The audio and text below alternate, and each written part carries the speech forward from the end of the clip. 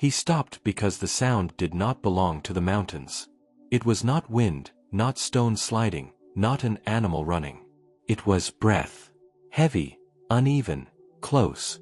Chris froze on the narrow trail, one boot half turned downhill, his body already leaning forward before his mind caught up.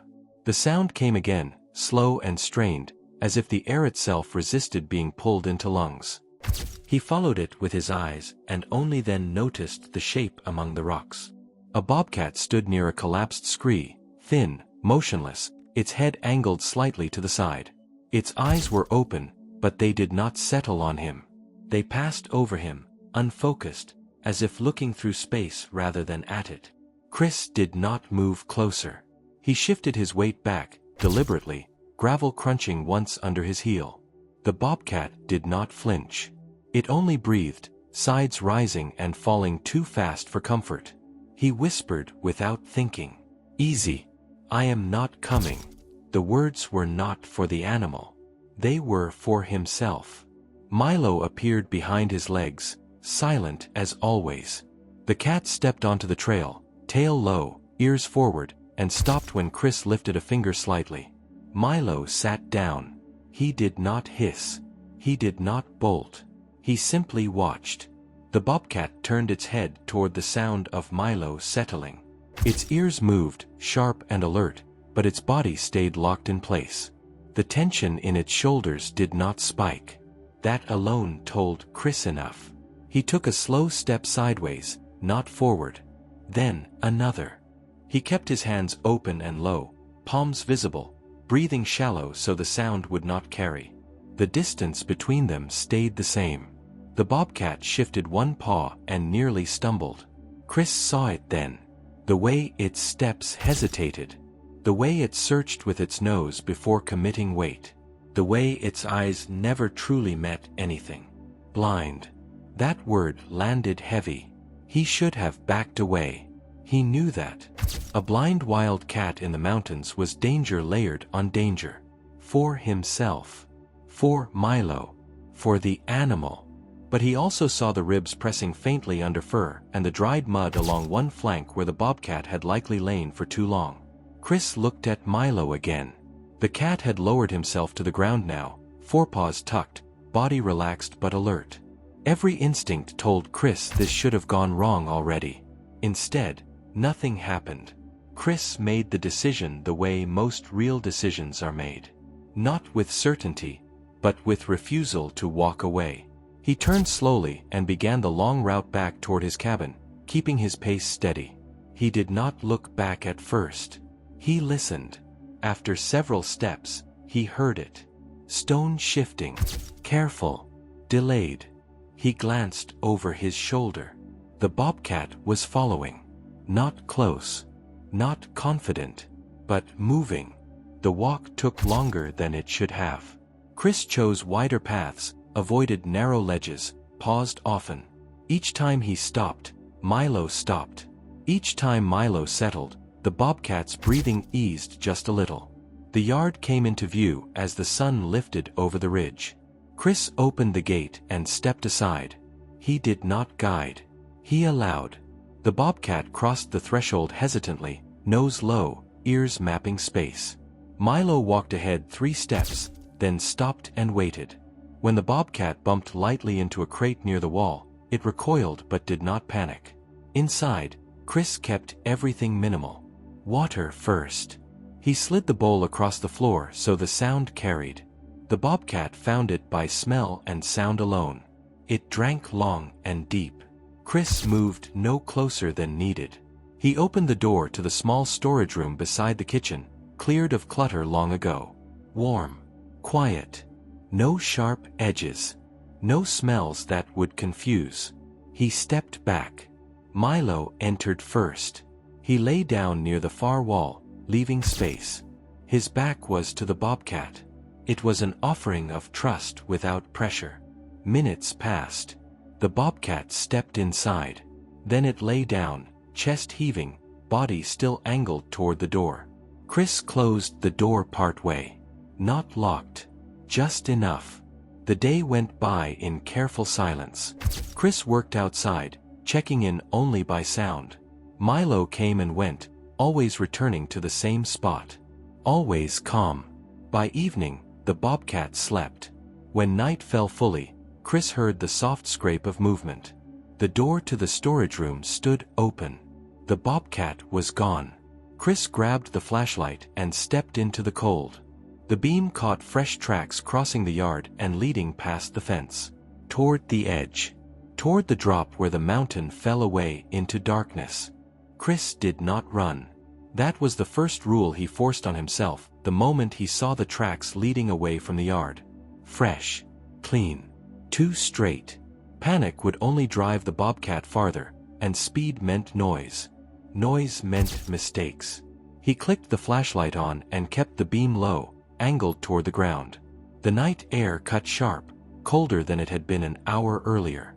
Wind slid through the trees in short bursts, carrying smells away and bringing new ones back wrong. Milo was already ahead of him. The cat did not sprint or dart into the dark. He moved a few steps, stopped, turned his head, then moved again. Every pause felt deliberate. Chris followed without speaking, matching the rhythm. The tracks crossed the yard and slipped past the fence where the ground dropped unevenly. Chris slowed even more. He marked the fence line in his head. Another mistake to fix later. They entered the thin band of trees below the cabin. The beam caught broken ice along shallow puddles, frost cracking underfoot. Chris placed his boots carefully, testing each step before committing weight. The sound came first. A scrape. Short. Metallic against stone. Milo froze. Chris stopped behind him and killed the light for a moment. Darkness pressed in. The scrape came again, followed by a low breath that sounded trapped, wrong, too close to empty space. He clicked the light back on and swept it wide, then narrowed it. The beam landed on a narrow rock shelf cut into the cliff face. Just wide enough for a body to stand sideways. The bobcat was there. She stood angled toward the rock wall, claws digging for purchase, hind legs locked. One misstep and there would be nothing under her but air. Chris did not call out. He crouched slowly and set the flashlight on the ground, pointing it at the rock face instead of her eyes. The light showed him the problem clearly. The shelf sloped inward, slick with frost, and ended abruptly. Milo edged forward, then stopped several feet back. He sat down and let out a single short sound. Not a meow. Something lower. Controlled. The bobcat's ears snapped toward him. Her head turned, searching. She shifted one paw and froze again, breath hitching. Chris backed away 2 steps and scanned the ground. Fallen branches. A coil of rope from the shed still looped over his shoulder. He moved slowly, laying branches across the slick stone to widen the shelf, testing each one before placing the next. He worked from the side, never stepping into her space. The wind tugged at his jacket, and the cold bit harder now, creeping through his fingers. Milo stayed where he was, a fixed point. When the path was wide enough, Chris stopped. He waited.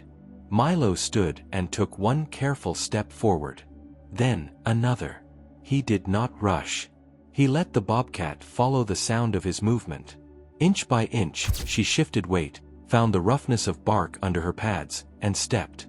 It took time. By the time her front paws reached solid ground again, Chris's legs ached from holding still. He did not move until she was fully off the shelf.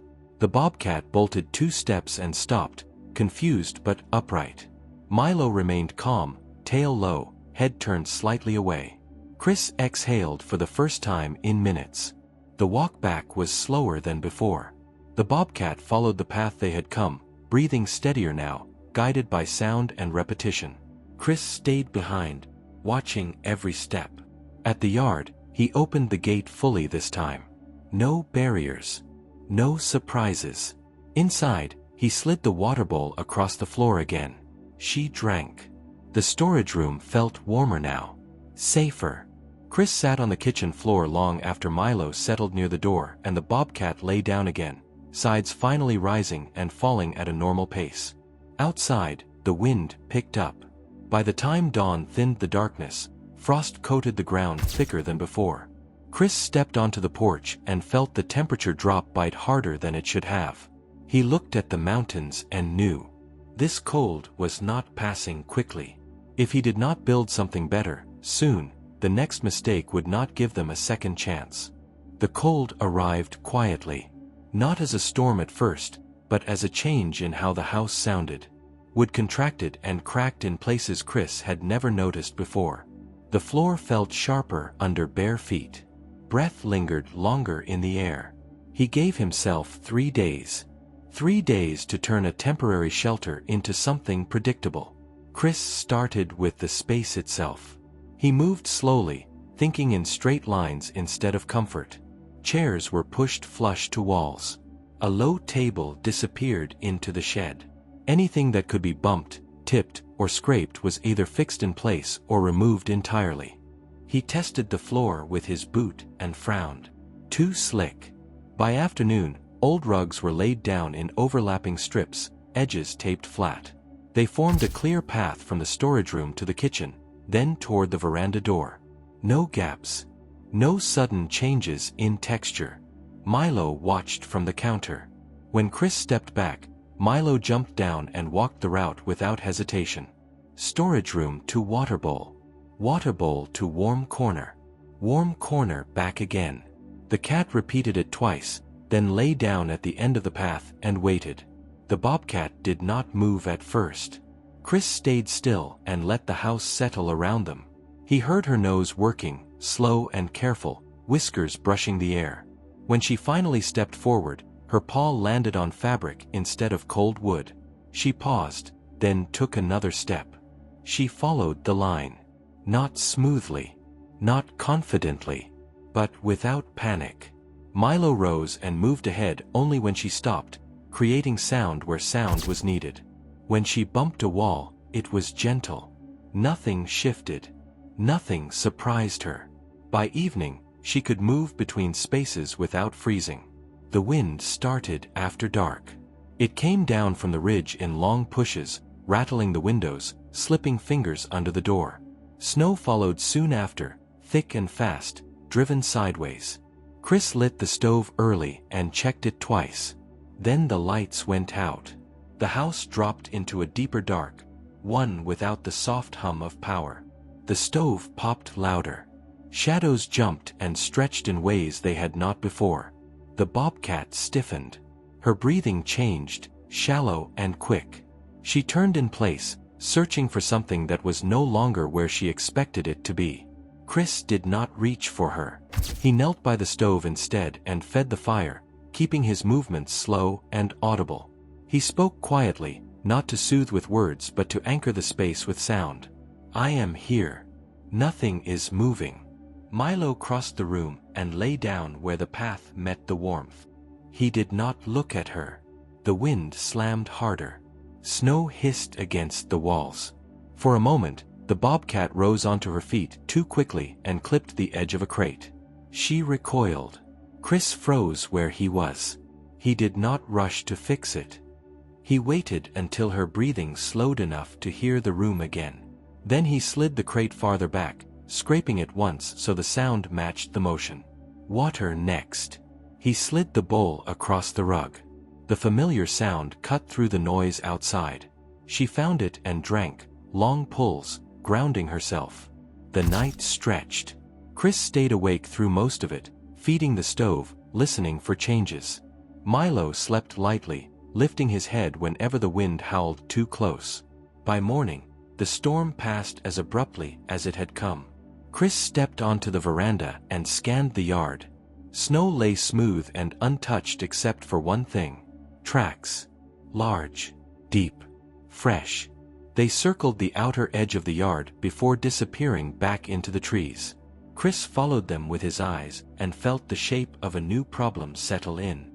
The house was no longer the only space that needed order. Now, he would have to think about the ground beyond it. The week after the storm, Chris stopped thinking in rooms and started thinking in lines. The tracks in the snow had faded, but the idea of them stayed. Whatever had passed the yard knew the ground better than he did. That meant the space between the house and the trees could no longer be open. He worked in daylight, one section at a time.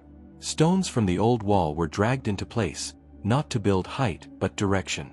A low corridor took shape, wide enough for careful movement, narrow enough to remove choices. Rope tied between posts filled the gaps where rock ended. Nothing tight. Nothing sharp. Everything audible when touched. Milo supervised from the porch. When the path was finished, Chris opened the door and stepped aside. He did not urge. He waited for the Bobcat to decide. She reached the threshold and stopped. Cold air moved across her face, carrying too many smells at once. Her nose worked hard. Her ears flattened, then lifted again. Chris stayed behind her, far enough not to crowd. Milo walked the corridor first, paws clicking softly on stone. He reached the end, turned, and sat. The Bobcat stepped out. Each paw landed slowly. When stone replaced fabric, she paused, testing. The corridor guided her forward without forcing her. No sudden edges. No drops she could not sense. They turned back before fear could build. Short trip. Clean ending. Chris repeated it twice that day. By the third time, Milo grew bold. At the far end of the corridor, where the stones opened toward the tree line, a rush of scent spilled through. Meltwater. Old leaves. Something alive and fast that had crossed recently. Milo slipped past the last marker. It was not a run.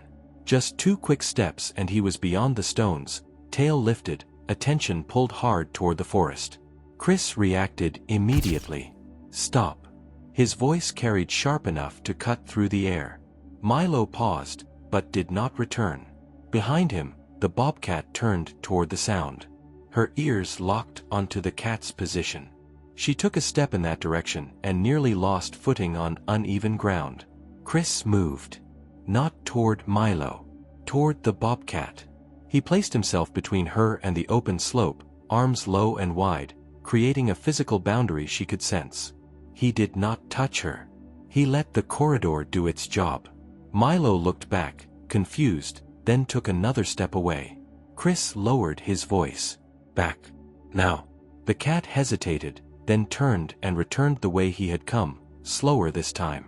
When Milo crossed back into the corridor, the Bobcat stopped advancing. Her breathing steadied, but her weight favored one side. Chris saw it. The return walk was careful. Too careful. Back inside, Chris ended the session immediately. No more air. No more exploration. He slid the water bowl across the familiar path and watched her drink. Milo lay down near the doorway, subdued now, tail wrapped tight. Chris crouched and studied the Bobcat's stance as she shifted to rest. The movement was subtle, easy to miss if he had been looking anywhere else. She was protecting one paw, not lifting it fully, not crying out, just choosing the other side whenever she could.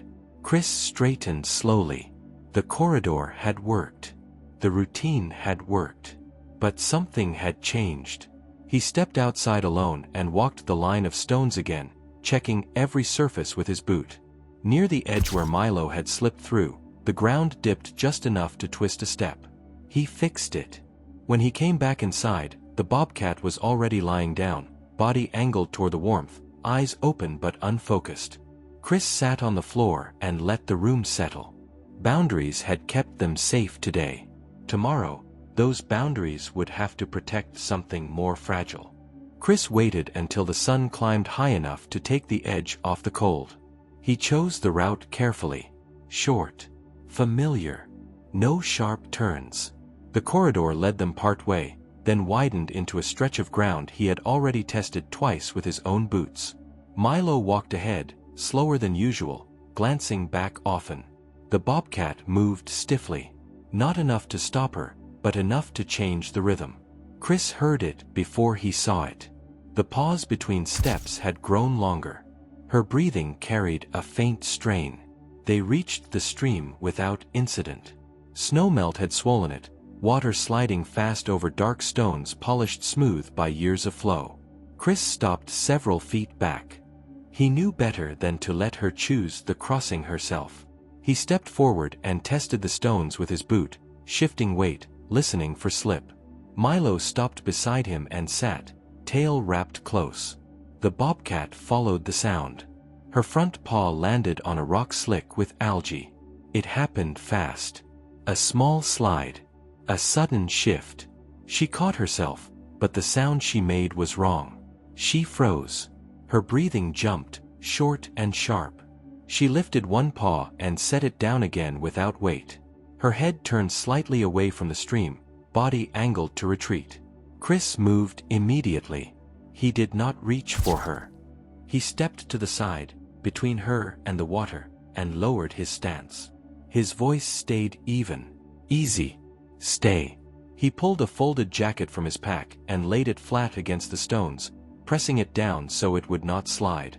Then he added a branch, wedging it into a crack to make a solid edge. The bobcat tested the fabric with her nose, then placed her good paw first. Chris adjusted the jacket as she shifted, never touching her, letting the support do the work. Milo stayed close, silent. They backed away from the stream one step at a time. When she reached stable ground, she stopped and lowered herself carefully onto her side. Chris knelt several feet away and waited. He watched the paw swell slightly, just enough to notice. No blood. No obvious break. Still, the way she guarded it told him everything. The return was slow. Chris shortened the path without changing it. Same stones. Same turns. Nothing new. He matched her pace and let her stop when she needed to. Inside, the warmth hit them immediately. Chris slid the water bowl along the familiar route. She drank, then rested her chin against the floor, eyes open, listening. He wrapped a clean cloth around the injured paw, loose but supportive, using a thin strip of fabric to keep it from shifting. His hands stayed calm. His movements predictable. Milo watched from a distance, head tilted. Chris checked her breathing, then stepped back and let the room settle. He stayed nearby, listening for changes, resisting the urge to do more than necessary. By late afternoon, she slept. The light faded early. Chris sat at the table when he heard it. A scrape. Soft. Careful. He turned toward the storage room door. The bobcat was awake, shifting her weight, trying to rise despite the wrap. Her breathing quickened with effort. Chris stood but did not rush. He moved into her field of sound and stopped. No. The word was quiet, firm. He slid the water bowl closer and tapped the floor once, the sound familiar now. She hesitated, then settled back down. Chris exhaled slowly. Tonight would be long. And tomorrow would depend on whether his calm held longer than her instinct to move. Chris woke to a sound that did not belong inside the house. It was not a scrape against the floor or the careful shift of weight he had learned to recognize. This was farther away. Hollow. Wood against claw. He was on his feet before he fully understood it. The storage room door stood open. Cold air slid across the floor, carrying the faint smell of damp earth and old rot. Milo sat near the threshold, body tense, head turned toward the dark outside. Chris did not call out. He took the flashlight and stepped into the night. Fog lay thick across the ground, low and heavy, swallowing distance. The beam cut a narrow tunnel through it, catching broken grass and shallow impressions pressed into soft soil. Short steps. Uneven. The bobcat had gone downhill.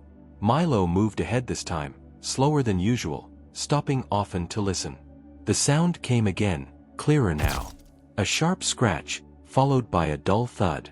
They found the structure at the edge of the lower clearing. It had once been a storage shed, stone at the base and warped boards above. One side had collapsed inward, leaving a narrow gap between fallen planks and the wall. The sound came from inside. Chris killed the light for a moment and listened. The scratching stopped. Breathing filled the space instead, tight and uneven. He crouched and angled the flashlight away from the opening, letting the beam wash over the ground instead of inside. The bobcat was wedged in the gap, shoulders pressed tight, hindquarters twisted awkwardly.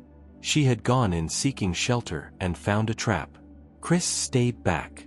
He scanned the boards, tracing which ones carried weight and which could be shifted without collapse. He moved one plank at a time, levering it just enough to widen the space. The wood groaned. The bobcat reacted instantly, claws scraping harder, body tensing to push forward. Chris froze. Easy. The word was low, steady. He did not step closer. He waited until her breathing slowed enough to hear again. Milo sat several feet back, silent, a familiar sound anchor without intrusion. Chris widened the gap inch by inch. When there was finally room, he stepped aside completely. He did not guide her out. She pulled free on her own, stumbling once, then regaining balance. She moved past him without contact, heading into the fog, stopping only when the ground leveled. Chris did not follow immediately. He watched her posture, the way she held her injured paw, the tension still locked into her shoulders. This was not a pet seeking help. This was a wild animal seeking space. He waited until she settled before approaching again, keeping distance. The walk back was quiet. No relief. No victory. Inside, the routine resumed as if nothing dramatic had happened. Water slid across the floor. Warmth waited in the same place. Milo lay down near the door, facing outward. Chris sat on the floor, back against the wall, and let the night pass. At dawn, the fog thinned. Chris stepped outside and looked at the shed again, then at the uneven ground around it, then back toward the house. Every solution he had built was temporary. The realization settled slowly, heavier than fear. If he kept reacting instead of planning, one night he would be too late. Standing there in the cold morning light, Chris understood that caring did not mean keeping her close. It meant deciding what came next. The work took weeks, not because it was complicated, but because Chris refused to rush it. He chose the place carefully. Not the closest flat ground, and not the edge with the best view. A wide shelf of earth below the ridge, protected from the worst winds, open enough to carry scent but closed enough to stop a wrong step. Posts went in first. Deep. Solid. Each one tested twice before the next followed. Stone lined the base, not as a wall but as a guide. Rope and mesh filled the upper space, flexible enough to move with weather, firm enough to stop momentum. It was not a cage. It was a boundary that made sense. Chris walked the perimeter every morning before bringing her out. He pressed his weight against the corners, rattled the mesh, listened for weak points. When something shifted, he fixed it before it became familiar. The first time she entered the space, she stopped just inside. Wind moved across her face, carrying layers of information. Pine. Water. Distant rock warmed by sun. She turned slowly, mapping the ground with her whiskers, placing each paw with intention. Chris stayed outside the boundary. Milo followed the edge instead of leading the way. He moved where she could hear him but did not draw her forward. When she reached a stone marker and paused, Milo stopped too.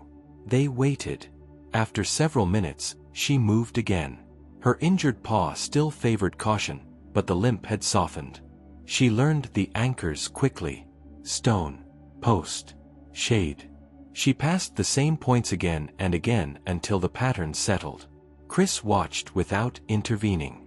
Days passed into routine. Morning checks. Short time outside. Return to warmth. Milo adjusted with them, less eager to direct, more content to share space. He slept near the boundary, facing outward, listening. Chris reduced his presence bit by bit.